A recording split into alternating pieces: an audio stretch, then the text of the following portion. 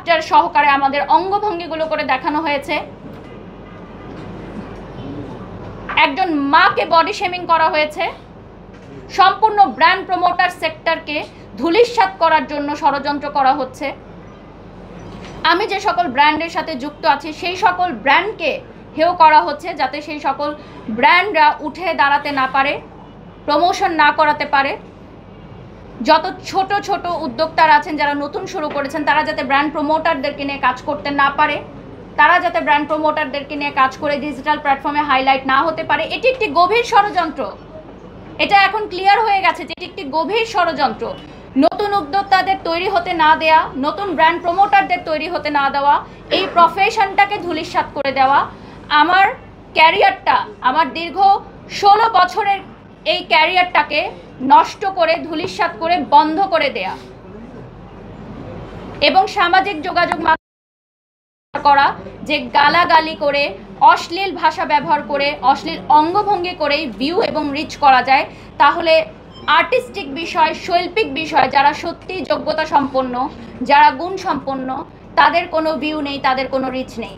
এবং এটাই আপনারা দেখেছেন কয়েকদিন রিসেন্ট অনেক ফেসবুক পেজ, অনলাইন ক্রিয়েটাররা এই বিষয়গুলোকে মেনশন করে করে পোস্ট দিয়ে তারাও রিচ ভাইরাল হচ্ছে এবং সবাই এটা বলছে যে এই বিষয়গুলো নিয়ে কথা বললেই তো ভাইরাল হওয়া যায়। তার মানে আমাদের পরবর্তী নেক্সট জেনারেশনের কাছে এটাই প্রচার করা হচ্ছে যে এই সামাজিক যোগাযোগ মাধ্যম আসলে অসামাজিক এবং এটা কোনো সুস্থ স্বাভাবিক সামাজিক যোগাযোগ মাধ্যম হতে পারে না। এটা অসুস্থ পরিবেশ, যেখানে একটা মানুষ সারাদিন কাজ শেষ করার পর বিনোদনের জন্য আসে, এন্টারটেইনমেন্টের জন্য আসে, সেখানে এসে যদি সে এই ধরনের অঙ্গভঙ্গি, অশ্লীল ভাষার ব্যবহার দেখে, এই ধরনের শব্দ চয়ন দেখে, আমাদের পরবর্তী প্রজন্ম, আমাদের শিশুরা কি শিখবে?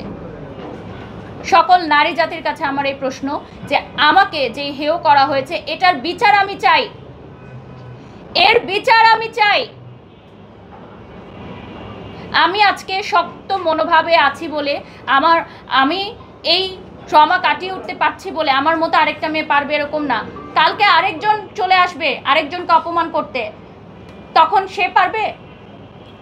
সে কি এই ট্রমা কাটিয়ে উঠতে পারবে? আরেকটা বিষয় আমরা বলি, আমাদের সকলের বাক স্বাধীনতা আছে, আমরা বলতে পারি, কিন্তু বাক স্বাধীনতারও একটা লিমিট আছে। একটা মানুষকে যা ইচ্ছা তা বলে ধূলিসাৎ করে দেওয়া কোনো ভদ্রতাও না, আর কোনো স্পষ্টবাদিতাও না।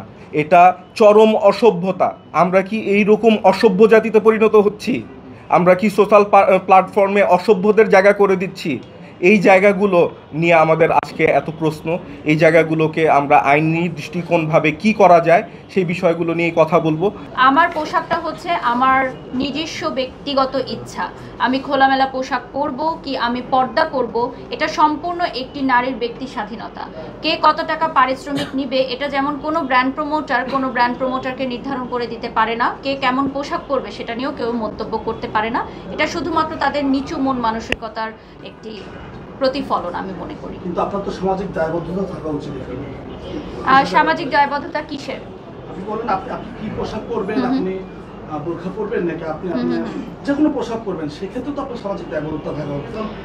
আমার বিশেষ মানুষ আইডল হিসেবে নেয় ডেফিনেটলি। এবং আমি যে প্রফেশনে আছি সেখানে ডেফিনেটলি আমার জায়গা বুঝে পোশাক পরতে হয়। আমাকে বিভিন্ন প্রমোশনের কাজে বিভিন্ন ধরনের পোশাক ক্যারি করতে হয়। যেহেতু আমি একজন মডেল, ব্র্যান্ড প্রমোটার হিসাবে কাজ করার আগে আমি দীর্ঘ 12 বছর শোবিজ ইন্ডাস্ট্রিতে কাজ করেছি।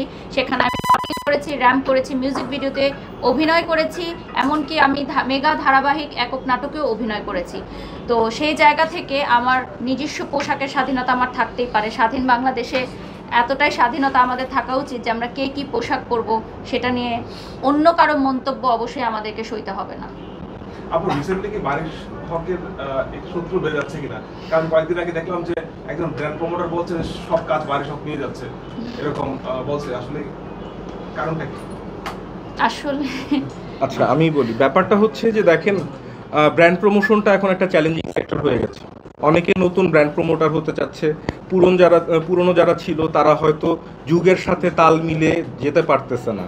আমি স্পেশালি বারিশের কথা বলি যে যত রকম টেকনিক্যাল অ্যাডভান্টেজ আছে সেই অ্যাডভান্টেজগুলো ব্যবহার করে আমরা একটা কোম্পানিকে ফোকাস করার চেষ্টা করি। সেটা সেট আপ বলেন, ক্যামেরা থেকে শুরু করে, সেট থেকে শুরু করেন এবং প্রেজেন্টেশনের স্টাইল থেকে শুরু করে যাই বলেন, সেটা আমরা একটা মানে স্ট্যান্ডার্ড তৈরি করেছি যে এই স্ট্যান্ডার্ড হলে এটাকে ব্র্যান্ড প্রমোশন এবং ব্র্যান্ড প্রমোটার বলা যায়।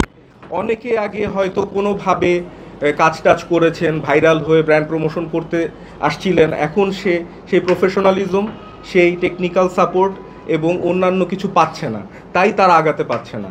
একটা কোম্পানি কাকে হায়ার করবে?